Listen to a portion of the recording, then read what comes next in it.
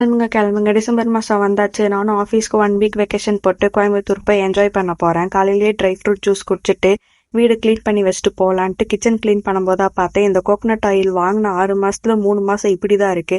சரி, நான் அதே வெயில்ல வச்சுட்டு வீடெல்லாம் கிளீன் பண்ணிட்டு நானும் பேக் பண்ண கிளம்பிட்டேன். இருக்கிறது என்னமோ 2 பேர் தானே. எங்க இருந்துதான் இவ்வளவு குப்பை வருமோனே தெரியல.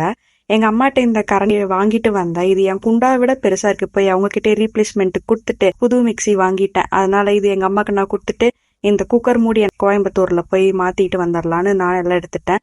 ஃப்ரிட்ஜுக்குள்ள இருக்கிற வேணுங்கிறதெல்லாம் என் பேக்ல போட்டு வேண்டாததெல்லாம் குப்பையில போட்டு கிளம்பிட்டேன். ட்ரெயின்ல எப்பவும் சாப்பிட்றதுக்கு வரும், ஏன் நேரம்னு பார்த்து ஒண்ணுமே வரல. இவன் தான் எனக்கு ட்ரெயின்ல கிடைச்ச குட்டி ஃப்ரெண்டு.